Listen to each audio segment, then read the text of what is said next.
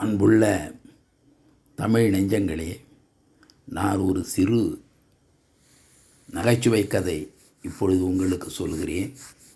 இது யாரையும் கேவலப்படுத்துவதற்காக அல்ல, இது விழிப்புணர்வு ஏற்படுத்துவதற்காகத்தான். நான் பெண்களையும் மற்றவர்களையும் உயர்வாக நினைக்கிறேன். பெண்கள் கெட்டுப்போகக்கூடாது என்பதற்காகத்தான் இந்த கதையை உங்களுக்கு நான் சொல்கிறேன். இது உண்மையாக நடந்த சம்பவம்தான். ஒரு கல்லூரிக்கு முன்னால் நான் நடந்து போய் கொண்டிருக்கின்றேன்.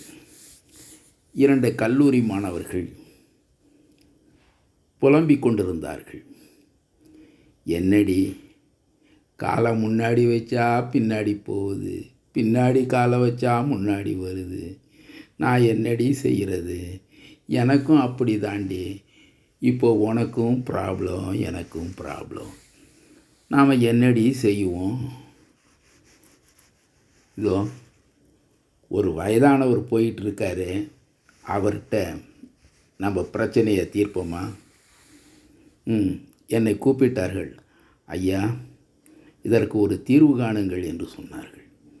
நான் சொன்னேன், நீங்கள் இருவரும் என்னுடைய மகளை போன்றவர்கள், அதனால் நான் சொல்லுகிறேன், நியாயமாக இருந்தால் எடுத்துக்கொள்ளுங்கள், இல்லாவிட்டால் விட்டு விடுங்கள் என்று சொன்னேன். அவர்கள் 2 பேரும் போதையில் இருக்கிறார்கள். அவர்கள் சொன்னார்கள், ஐயா, நான் காலை முன்னாடி எடுத்து வச்சா பின்னாடி போகுது, பின்னாடி எடுத்து வச்சா கால் முன்னாடி வருது, எனக்கும் அப்படித்தான் அவளுக்கும் அப்படித்தான். அது மட்டும் இல்லை ஐயா, என்ன 10 பேர் தேவையில்லாமல் காதலிக்கிறானுங்க. நான் அவனுங்களை காதலிக்கலை, அவனுங்க தான் என் மேலே காதலிக்கிறானுங்க. அவளையும் 10 பேர் காதலிக்கிறாங்க. நாங்கள் யாரைத்தான் கல்யாணம் பண்ணிக்கிறது, நீங்கள் சொல்லுங்கள் அப்படின்னாங்க. நான் சொன்னேன், காதலிப்பது குற்றமில்லை, ஆனால் உங்களுக்கு வாழ்க்கையில் கடைசி வரையில் யார் ஒத்து வருவார்களோ அவரை காதலியுங்கள். உங்களை கைவிட்டு ஓடிப்போய் விடுகிறவர்களை காதலிக்காதீர்கள். நல்லவனாக பலமுறை சிந்தித்து ஒருவனை தேர்ந்தெடுத்து நீங்கள் காதலியுங்கள், திருமணம் செய்து கொள்ளுங்கள்.